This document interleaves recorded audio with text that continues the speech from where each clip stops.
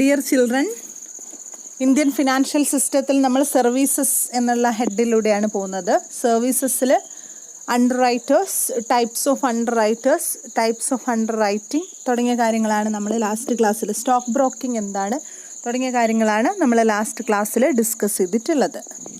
ഇന്ന് നമ്മൾ സ്റ്റോക്ക് ബ്രോക്കിങ്ങുമായിട്ട് ബന്ധപ്പെട്ടിട്ട് സ്റ്റോക്ക് ബ്രോക്കേഴ്സിൻ്റെ രജിസ്ട്രേഷൻ എങ്ങനെയാണ് വരുന്നത്, രജിസ്ട്രേഷൻ്റെ പ്രൊസീജിയർ എന്തൊക്കെയാണ് തുടങ്ങിയ കാര്യങ്ങളാണ് നമ്മൾ ഇന്നത്തെ ക്ലാസ്സിൽ ഡിസ്കസ് ചെയ്യുന്നത്.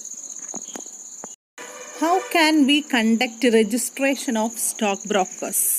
സ്റ്റോക്ക് മാർക്കറ്റിൽ വളരെ ഇമ്പോർട്ടൻ്റ് ആയിട്ടുള്ള ഒരു പ്രോസസ്സാണ് സ്റ്റോക്ക് ബ്രോക്കിംഗ്. നമ്മൾ ലാസ്റ്റ് ക്ലാസ്സിൽ പറഞ്ഞിട്ടുണ്ട് അല്ലേ. Stock broking is a process of investing in the share market either individually or through a broker. It is primarily done by opening an account. Demat account എന്ന് പറഞ്ഞ account open ചെയ്തിട്ടാണ് stock broking activity നമ്മൾ initiate ചെയ്യുന്നത്. ഇതൊരു ബ്രോക്കറിൻ്റെ സഹായത്തോടു കൂടിയാണ് stock broking activities ഒക്കെ ചെയ്യുന്നത്. അപ്പം എങ്ങനെയാണ് സ്റ്റോക്ക് ബ്രോക്കേഴ്സിന് അല്ലെങ്കിൽ രജിസ്ട്രേഷൻ ഓഫ് സ്റ്റോക്ക് ബ്രോക്കേഴ്സ് എങ്ങനെയാണ് നടക്കുന്നത് എന്നാണ് നമ്മൾ നോക്കുന്നത്.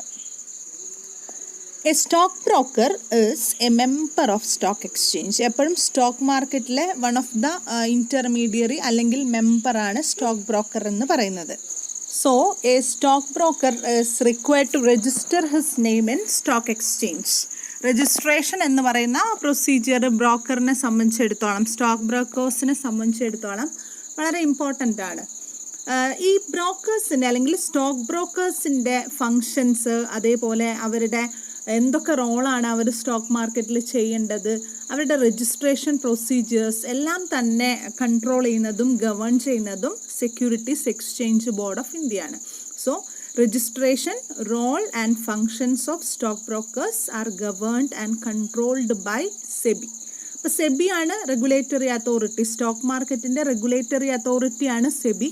അപ്പോൾ സെബിയുടെ കൺട്രോളിലാണ് സ്റ്റോക്ക് ബ്രോക്കേഴ്സിൻ്റെ രജിസ്ട്രേഷനും അതിൻ്റെ എല്ലാതരം പ്രൊസീഡിങ്സും നടക്കുന്നത്. സെബിൻ്റെ ഗൈഡ് ലൈൻസ് അനുസരിച്ചിട്ട് ഈ സ്റ്റോക്ക് ബ്രോക്കേഴ്സിന് എപ്പോഴും എന്താണ് കിട്ടുക? കമ്മീഷൻ അല്ലെങ്കിൽ ബ്രോക്കറേജ് ആണ് കിട്ടുന്നത് അല്ലേ.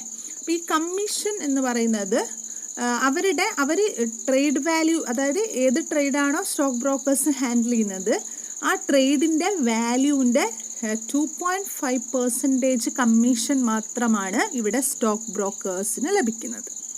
അപ്പോൾ ഞാൻ ഒന്നുകൂടെ റിപ്പീറ്റ് ചെയ്യാം. സ്റ്റോക്ക് ബ്രോക്കേഴ്സിൻ്റെ രജിസ്ട്രേഷനും മറ്റുള്ള പ്രൊസീഡിങ്സ്, അവരുടെ റോള്, അവരുടെ ഫങ്ഷൻസ്, എല്ലാതരം ആക്ടിവിറ്റീസിനെയും സെബി ഗൈഡ് ലൈൻസ് അനുസരിച്ചിട്ടാണ് കൊണ്ടുപോകുന്നത്. അതേപോലെ സെബി ഗൈഡ് ലൈൻസ് അനുസരിച്ച് ഒരു ബ്രോക്കർ സ്റ്റോക്ക് ബ്രോക്കിംഗ് ആക്ടിവിറ്റിക്ക് 2.5% കമ്മീഷൻ, അതായത് ട്രേഡിംഗ് വാല്യൂയുടെ 2.5% കമ്മീഷൻ മാത്രമേ കിട്ടുന്നുള്ളൂ. A stock broker should possess some qualifications to become a member of stock exchange. എന്തൊക്കെയാണ് ഒരു സ്റ്റോക്ക് ബ്രോക്കറിന് ആവശ്യമായിട്ടുള്ള ക്വാളിഫിക്കേഷൻസ്? സ്റ്റോക്ക് മാർക്കറ്റിൽ അല്ലെങ്കിൽ സ്റ്റോക്ക് എക്സ്ചേഞ്ച് റിലേറ്റഡ് ആയിട്ടുള്ള ആക്ടിവിറ്റീസ് ചെയ്യാൻ വേണ്ടി ഒരു സ്റ്റോക്ക് ബ്രോക്കേഴ്സിന് ചില ക്വാളിറ്റീസ് അല്ലെങ്കിൽ ക്വാളിഫിക്കേഷൻസ് അത്യാവശ്യമാണ്. അതിലൊരു പ്രധാനപ്പെട്ട ക്വാളിഫിക്കേഷനാണ് he should be an Indian citizen. Indian stock market operations നടത്തണമെങ്കിൽ ഒരു ഇന്ത്യൻ സിറ്റിസൺഷിപ്പുള്ള ആളിന് മാത്രമേ ഇന്ത്യൻ സ്റ്റോക്ക് മാർക്കറ്റിൽ സ്റ്റോക്ക് ബ്രോക്കറായിട്ട് ഡീൽ ചെയ്യാൻ സാധിക്കുകയുള്ളൂ. അതേപോലെ ആ വ്യക്തിക്ക് മിനിമം 21 ഇയേഴ്സ് ഓഫ് ഏജ് ഉണ്ടായിരിക്കണം. അതായത് 21 വയസ്സാണ് ഒരു സ്റ്റോക്ക് ബ്രോക്കറിൻ്റെ മിനിമം ഏജ് എന്ന് പറയുന്നത്. Second qualification is he should not be adjusted or proved to be insolvent.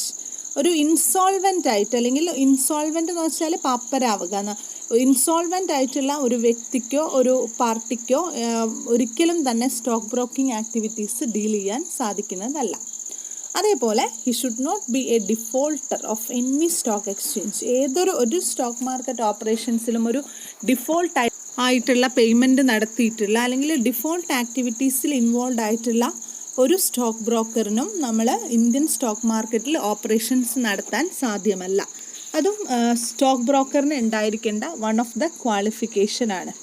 അതേപോലെ ഒരു സ്റ്റോക്ക് ബ്രോക്കറിന് പ്രധാനമായിട്ടുള്ള അല്ലെങ്കിൽ അത്യാവശ്യമായിട്ടുള്ള മറ്റൊരു എഡ്യൂക്കേഷണൽ ക്വാളിഫിക്കേഷൻ ഉണ്ട്. അതായത് +2 അതായത് +2 കംപ്ലീറ്റ് ചെയ്തിട്ടുള്ള അല്ലെ ബേസിക് ക്വാളിഫിക്കേഷൻ ഓഫ് എഡ്യൂക്കേഷൻ എന്ന് പറയുന്നത് +2 ആണ് സ്റ്റോക്ക് ബ്രോക്കർ അല്ലെങ്കിൽ stock broking operations നടത്താനുള്ളത്.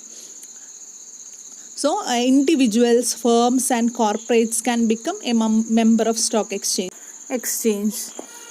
Then stock exchange ആക്ടിവിറ്റീസിൽ അല്ലെങ്കിൽ സ്റ്റോക്ക് ബ്രോക്കിംഗ് ആക്ടിവിറ്റീസിൽ ഒരു വ്യക്തിക്ക് അല്ലെങ്കിൽ ഒരു കോർപ്പറേറ്റിന് അല്ലെങ്കിൽ ഏതെങ്കിലും ഒരു പാർട്ടിക്ക് സ്റ്റോക്ക് ബ്രോക്കിംഗ് ആക്ടിവിറ്റീസ് ചെയ്യാം. അതിനോടൊപ്പം A person can become a member of more than one stock exchange at the same time. ഒരേ സമയത്ത് ഒന്നിലധികം സ്റ്റോക്ക് ബ്രോക്കറായിട്ട്, അതായത് ഒന്നിലധികം സ്റ്റോക്ക് മാർക്കറ്റ് ഓപ്പറേഷൻസിൽ സ്റ്റോക്ക് ബ്രോക്കറായിട്ട് ഡീൽ ചെയ്യുകയും ചെയ്യാം. അതൊക്കെ സ്റ്റോക്ക് ബ്രോക്കേഴ്സിൻ്റെ മറ്റ് ക്വാളിഫിക്കേഷൻസ് ആണ്.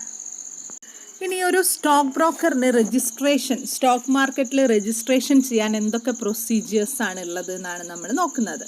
അപ്പോൾ ഒരു സ്റ്റോക്ക് ബ്രോക്കറിന് സ്റ്റോക്ക് മാർക്കറ്റ് ഓപ്പറേഷൻസ് നടത്തണമെങ്കിൽ ആ പാർട്ടി അല്ലെങ്കിൽ ആ കമ്പനി അല്ലെങ്കിൽ ആ വ്യക്തി സ്റ്റോക്ക് ബ്രോക്കറായിട്ട് രജിസ്ട്രേഷൻ ചെയ്യണം. അതിൻ്റെ രജിസ്ട്രേഷൻ പ്രൊസീജിയർ എങ്ങനെയാണ്? The broker to be registered in the stock exchange as a member and he should submit an application to the SEBI. സെബിക്ക് സ്റ്റോക്ക് ബ്രോക്കറായിട്ട് ഡീൽ ചെയ്യാനുള്ള ഒരു ആപ്ലിക്കേഷൻ ലെറ്റർ സ്റ്റോക്ക് ബ്രോക്കർ കൊടുക്കേണ്ടതായിട്ടുണ്ട്. ഇത് stock exchange വഴിയാണ് സെബിയിലേക്ക് എത്തിക്കുന്നത്. സ്റ്റോക്ക് എക്സ്ചേഞ്ചിൽ സ്റ്റോക്ക് എക്സ്ചേഞ്ച് ഒരു പെർട്ടിക്കുലർ സ്റ്റോക്ക് എക്സ്ചേഞ്ചിൽ മെമ്പറായിട്ടാണ് ആപ്ലിക്കേഷൻ പോകുന്നത്. അപ്പോൾ അങ്ങനെയുള്ള ഒരു ആപ്ലിക്കേഷനാണ് സെബിക്ക് സ്റ്റോക്ക് ബ്രോക്കർ ആദ്യമായിട്ട് സബ്മിറ്റ് ചെയ്യേണ്ടത്. ദെൻ ആ സ്റ്റോക്ക് എക്സ്ചേഞ്ച് ആണ് ഈ ആപ്ലിക്കേഷൻ സെബിയിലേക്ക് എത്തിക്കുന്നത്. അതൊരു 30 ദിവസത്തിനുള്ളിലാണ് ഈ ഒരു ആപ്ലിക്കേഷൻ സെബിയിലേക്ക് എത്തിക്കുന്നത്. Then SEBI scrutinizes all the application related activities and they will call additional information or clarification if necessary regarding the dealings in securities. SEBI എത്തിക്കുന്ന ഈ ഒരു ആപ്ലിക്കേഷൻ ലെറ്റർ 30 ദിവസത്തിനുള്ളിൽ വെരിഫൈ ചെയ്ത് എന്തൊക്കെ തരം ഇൻഫർമേഷൻ അല്ലെങ്കിൽ എന്തൊക്കെ തരം ക്ലാരിഫിക്കേഷൻസ് ആണ് വരുത്തേണ്ടതെങ്കിൽ അതിൽ സെബി എല്ലാവിധ കാര്യങ്ങളും എല്ലാവിധ നീക്കങ്ങളും ചെയ്യുന്നു.